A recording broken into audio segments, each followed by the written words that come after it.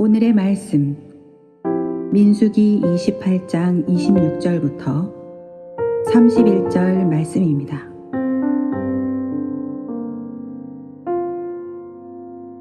칠칠절 처음 익은 열매를 드리는 날에 너희가 여호와께 새 소재를 드릴 때에도 성회로 모일 것이요 아무 일도 하지 말 것이며 수송아지 2마리와 수양 1마리와 1년 된 수양 7마리로 여호와께 향기로운 번제를 드릴 것이며 그 소재로는 고운 가루에 기름을 섞어서 쓰되 수송아지 1마리마다 10분의 3이요 수양 1마리에는 10분의 2요 어린 양 7마리에는 어린 양 1마리마다 10분의 1을 드릴 것이며 또 너희를 속죄하기 위하여 수염소 1마리를 드리되 너희는 다 흠 없는 것으로 상번제와 그 소제와 전제 외에 그것들을 드릴 것이니라. 아멘. 믿음은 삶으로 증명하는 것이라는 말이 있습니다. 제가 한 말입니다. 믿음은 지적인 동의를 넘어서야 합니다. 믿음은 믿음대로 살아갈 때 완전한 믿음이 될 수가 있습니다. 한 모태신앙인인 유명 연예인이 이런 고백을 하였습니다. 자신은 모태신앙이지만 믿음이 없었다. 그동안 나는 내 자신이 믿고 싶은 것만 믿었다. 사실 믿을 수 없는 것이 믿음인데 좋은 것만 믿어왔다. 그러나 믿음은 믿을 수 없는 것을 믿는 것이라는 사실을 이제서야 깨달았다. 좋은 것을 주시면 하나님을 향한 믿음이 커지고 나쁜 것을 주시면 하나님을 향한 믿음이 작아지는 것이 아니라 진정한 믿음은 그 모든 것을 뛰어넘는 것이 믿음이라는 것을 이제야 깨달았다. 저는 여러분의 믿음이 방금 전에 믿음의 고백을 한 연예인의 고백과 같은 그런 고백이 나오는 믿음이 될 수 있게 되기를 주님의 이름으로 부탁을 드립니다. 믿음으로 살아가시길 바랍니다. 머리로만 믿지 마시고 삶으로 믿는 믿음이 꼭 되어지실 수 있게 되기를 주님의 이름으로 부탁을 드립니다. 오늘은 맥주절입니다. 그래서 이 맥주절의 의미를 통해 우리가 가져야 할 감사의 자세에 대해 함께 은혜를 나누고자 합니다. 유대 민족은 한 해를 절기로 시작해서 절기로 끝낸다 라고 말할 만큼 많은 절기들을 지키는 그런 민족입니다. 맥주절 또한 그들이 지키는 절기 중 대표적인 절기 가운데 하나입니다. 하나님께서는 이 절기들을 통해 자신의 백성들을 향한 하나님의 사랑과 감사의 마음을 기억하게 하시고자 그렇게 많은 절기들을 지키게 하셨습니다. 맥주절은 여러 이름이 있죠. 유월절이 기준이 되어서 그 후로부터 7주에 지낸다고 해서 77절이라고도 하고 유월절로부터 시작해서 50일째 되는 날이라고 해서 오순절이라고도 합니다. 또한 첫 열매를 하나님께 드리며 감사의 마음을 바친다 하여 초실절이라고도 말합니다. 이토록 다양한 이름을 가지고 있는 맥주절을 현재를 살아가고 있는 우리는 그렇다면 어떻게 받아들여야 할 것인가? 하나님께서 맥주절을 통해 유대 민족과 또 오늘날 우리에게 주시고자 하는 그 신앙의 교훈은 무엇인가? 그 의미에 대해 두 가지 이야기를 통해 여러분과 함께 말씀을 나누고자 합니다. 먼저 첫 번째, 하나님께서 유대 민족에게 이 맥주절 절기에 맞추어 첫 열매를 드리게 한 이유가 있습니다. 그것은 바로 그 첫 열매를 주신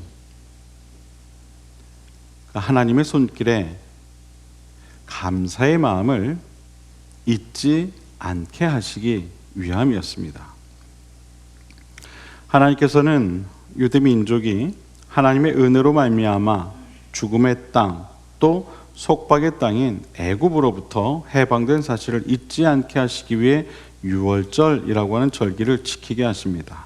그리고 또한 이제 약속의 땅인 가나안 땅에 들어와 거두게 된 그 첫 수확의 기쁨을 이 맥추절을 통해 즐기게 하시되 감사의 마음을 잊지 않게 하시고자 이 맥추절을 지키게 하시죠. 누구나 첫 열매를 주신 것에 대한 감사의 마음은 같을 것입니다. 그러나 그 첫 감사의 마음을 계속해서 유지한다는 것은 쉬운 일만은 아닐 것입니다.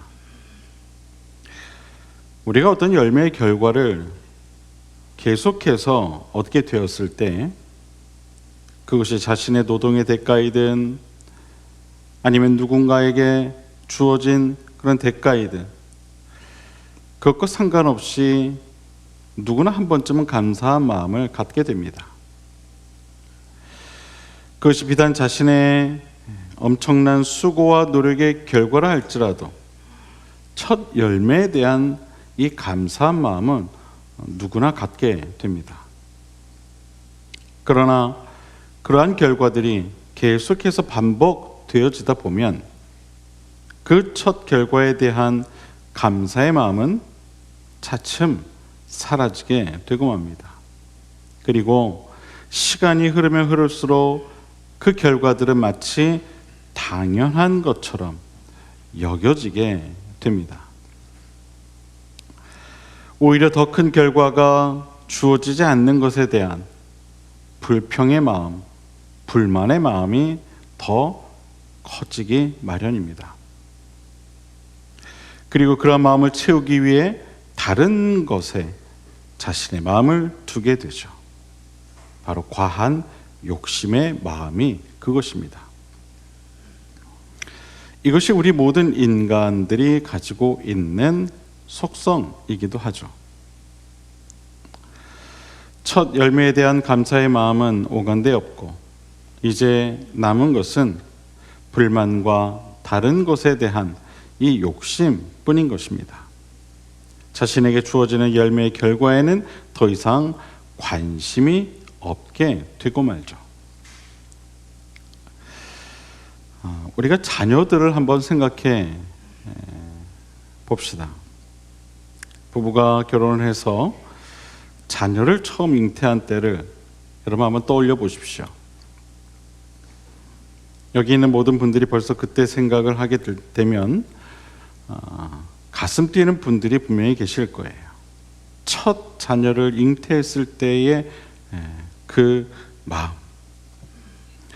자녀는 우리의 수고로 얻을 수 있는 것이 아니죠. 하나님이 주신 선물이죠. 그 잉태의 순간 선물로 주신 그 한 생명에 대한 그 감사의 마음이 여러분 얼마나 컸습니까? 다들 그런 경험 있으실 겁니다. 저도 현기를 늦게 가지게 되면서 아내의 잉태 소식을 듣게 되었을 때 얼마나 감사했는지 모릅니다. 그리고 엄마의 뱃속에서 세상 밖으로 처음 나와서 제 품에 안겼을 때에도 얼마나 감사하며 기도하며 또 행복하고 또 고마웠는지 모릅니다. 여기 계시는 모든 분들이 아마 그런 감사가 분명 있었을 겁니다. 그런데 우리는 그런 자녀들을 낳아서 그 아이들이 커가게 되면서부터 어떻게 변합니까? 그 자녀로 인해 감사하기보다는 자녀에 대한 바라는 마음이 커지면서 때때로 그 바람대로 커가지 않는 모습에 실망하며 또한 속상해할 때가 더 많이 있지 않습니까? 첫 감사의 마음은 사라지고 오히려 불평과 불만의 마음이 가득할 때가 더 많이 있지는 않습니까? 오늘날 청년들이 취업하기 어렵다고 하죠. 취업을 위해 밤을 새며 공부한다고 합니다. 그러면 어떤 마음으로 그들이 준비를 합니까? 직장에 들어가기만 하면 모든 것이 감사할 것 같은 그런 마음으로 준비를 합니다. 그리고 바라던 직장에 취업을 하게 되면 설레는 마음으로 첫 출근을 하게 되죠. 그렇게 직장에 취업을 하게 되어 정말 모든 것을 이룬 것 같은 마음에 늘 감사가 넘치는 활기찬 생활을 한동안 하게 됩니다. 하지만 직장을 다니면서 부딪히게 되는 수많은 직장 내 문제들과 인간관계에서 오는 염증은 이내 그 마음의 실망과 좌절감을 가져다 주게 됩니다. 직장 생활을 경험한 모든 분들은 아마 이 이야기에 공감할 것입니다. 여러분이 처음 직장에 발을 딛게 되었을 때 아마 모두가 감사했을 것이죠. 자신이 이렇게 일할 수 있다는 사실 하나만으로도 아마 감사했을 거예요. 그렇지 않습니까? 아침에 자신이 일할 책상을 바라보며 감사했을 것이고 함께 일하는 동료들을 바라보며 감사했을 거예요. 그리고 첫 월급을 받았을 때 더 감사했을 겁니다. 야, 이게 내가 처음으로 직장에 나와서 일한 수고의 대가구나. 제가 사회생활하면서 참 특별한 경험을 한 그런 직장이 있어요. 그 직장 오너는 월급을 줄 때 이체를 해주지 않아요. 그러니까 통장에서 통장으로 이렇게 계좌 이체를 해주면 편하지 않습니까? 근데 그렇게 하지 않고요. 월급날이 되잖아요. 그 은행을 갑니다. 그리고 그 현금으로 다 찾아요. 직원들의 그 월급을 현금으로 다 찾습니다. 그것도 10,000원짜리고요. 그거를 한 사람 한 사람 수고하셨습니다. 수고하셨습니다 하면서 그 봉투를 건네줘요. 처음에는 굳이 왜 불편하게 이 많은 현금을 가서 찾아와서 그걸 다 봉투에 담아서 이렇게 주시나 했더니 그 이야기를 얘기를 하더라고요. 월급을 받았을 때 그 현금이 주는 그 기쁨이 있다는 거예요.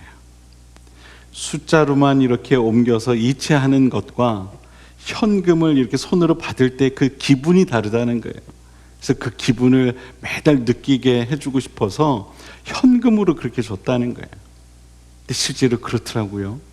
현금을 만지니까요, 이야, 이게 내가 한 달 동안 일한 수고의 대가구나 하면서 계속 그걸 쉬게 되는 거예요. 한 번이고 두 번이고, 이 정말 아까운 거, 내가 정말 한 달 동안 수고해서 번 돈이구나. 근데 여러분, 그것도요, 한두 번이더라고요. 몇 번 이렇게 현금으로 받아보니까요, 나중에는 귀찮아요. 아유, 그냥 계좌이체 해주시지. 감사가 없더라고요.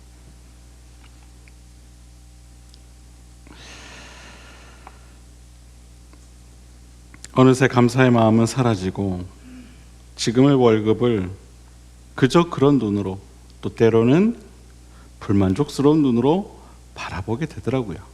그게 우리의 모습이더라고요. 여러분, 그 이유가 무엇일까요? 그것은 바로 첫 열매에 대한 감사의 마음이 사라졌기 때문입니다.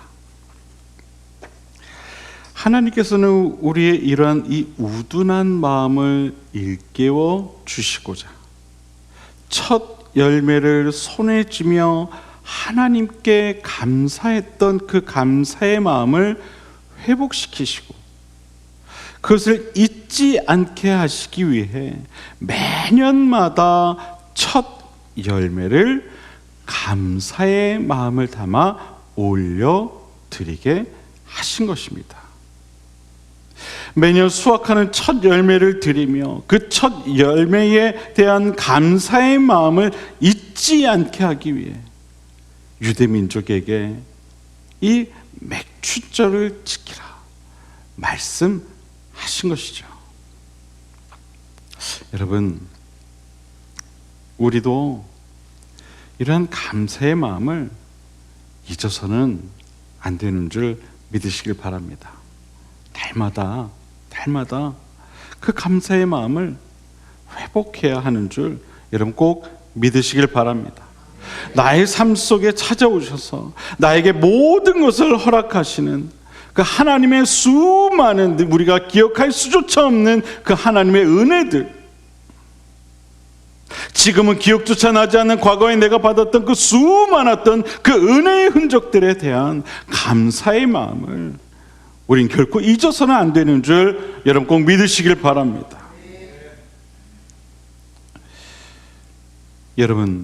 여러분이 지금 살아가며 품고 있는 마음은 혹 어떤 마음이십니까? 감사의 마음이십니까?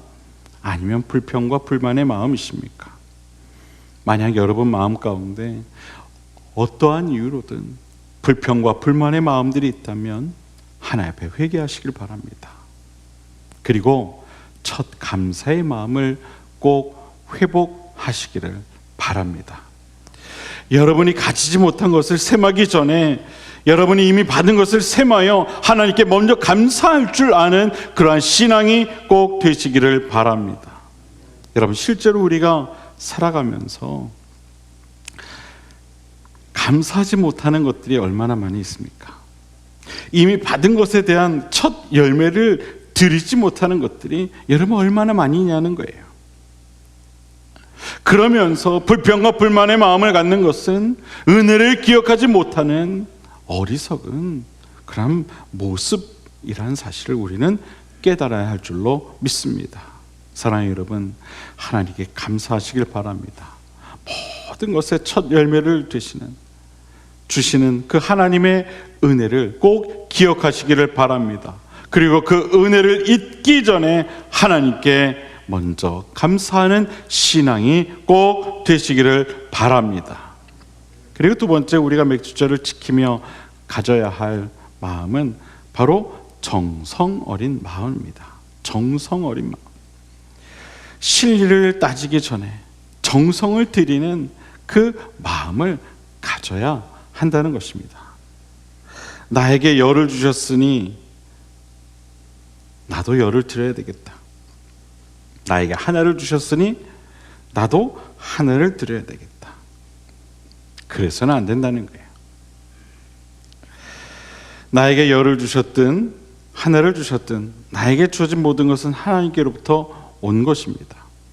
그렇기 때문에 우리는 정성을 다해 하나님께 감사해야 하는 것이죠.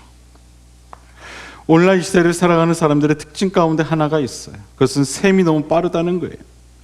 셈이 너무 빨라요. 하나를 받으면 하나를 줘야 하고 둘을 잃으면 둘을 뺏어야 한다는 생각이 너무 정확하다는 겁니다. 심지어 우리 신앙도 그럴 때가 많아요. 실리를 다진다는 것이죠. 그러다 보니 정성은 뒷전이 되고 만다는 겁니다. 하나님께서 나에게 이만큼 주셨으니 나도 하나님께 이만큼 드립니다. 그런 생각을 한다는 거예요. 그러나 하나님께서는 그런 정확한 셈을 우리에게 요구하시는 분이 아니세요. 무슨 말이냐 하면 우리가 하나님 앞에서 정확한 것을 계산하기 전에 먼저 우리의 정성이 담겨야 한다는 겁니다. 정성 없는 예물은요, 그 어떤 것이라도 하나님께서 기뻐하시지 않는다는 사실을 여러분 꼭 기억하시길 바랍니다. 누가복음 21장 1절 이하를 보면 연복 외에 헌금을 하는 한 부자와 가난한 과부의 이야기가 나오죠. 그 이야기에서 예수님께서는 헌금을 많이 한 부자보다 가난한 과부를 칭찬하십니다. 이유가 무엇일까요, 여러분? 그녀의 정성을 본 거죠. 그녀의 마음을 본 겁니다. 아마도 부자는 자신이 벌었던 재산 가운데 일부를 당시 헌금하는 관습대로 정확히 계산해서 연복에 그것을 넣었을 거예요. 아마도 부자는 습관처럼 감사하는 마음이나 정성스러운 마음 없이 그렇게 연복에 헌금을 했을 거라는 거죠. 그러나 이 가난한 과부는 그렇게 하지 않았어요. 자신이 가지고 있는 돈이 하루 생활비 하기도 빠듯한 2렙돈 뿐이었지만 그녀는 연복에 헌금을 할 때 자신의 마음을 담아 그 헌금을 드렸어요. 내가 가진 2렙돈에서 이만큼을 내가 계산해서 헌금을 해야 되겠다. 그렇게 헌금하지 않았다는 거예요. 자신이 가지고 있던 전 재산, 오늘은 내가 이것을 다 드려야 될 것 같다. 그리고 그 마음을 하나님께 드리죠. 이 여인이 드린 것은요, 2렙돈이 아니었어요. 그녀의 전부였죠. 성경에서 예수님께서는 이 여인을 보시면 이렇게 말씀하십니다. 저 여인이 다른 사람보다 더 많은 것을 하였다. 더 많은 것을 하였다. 그 기준이 여러분 무엇일까요? 과연 그녀가 한 2렙돈이 부자가 한 헌금의 액수보다 더 많았던 걸까요? 아니죠. 주님께서는 그녀의 마음의 전부를 보셨던 거예요. 우리가 계산해 보았을 때는 이 가난한 여인이 다른 부자보다 더 많은 헌금을 한 게 결코 아니죠. 우리의 계산으로는 그렇지 않아요. 그러나 예수님께서 보시기에는 이 가난한 여인이 더 많은 헌금을 한 것이었다는 겁니다. 여러분, 우리가 하나님으로부터 받은 것을 어떻게 계산할 수 있겠습니까? 목사님, 저는 머리가 이과라서요, 한 달 수입에 대한 정확한 계산을 할 수 있습니다. 하나님이 저에게 베푸신 것에 대한 정확한 계산을 할 수 있어요. 제가 받은 것의 10분의 1이 뭔지 정확하게 알 수 있습니다. 아니요, 우리가 계산할 수 없는 수많은 은혜들이 너무 많지 않습니까? 우리가 그래서 그런 찬양을 하잖아요. 바다를 먹물 삼아도, 하늘을 두루마리 삼아도 내가 받은 은혜를 다 기록할 수 없습니다. 여러분, 그 찬양 부르지 않습니까? 우리가 받은 모든 것이 하나님께로부터 온 것인데 어떻게 그것을 계산해서 하나님께 그대로 또 들려드릴 수 있겠습니까?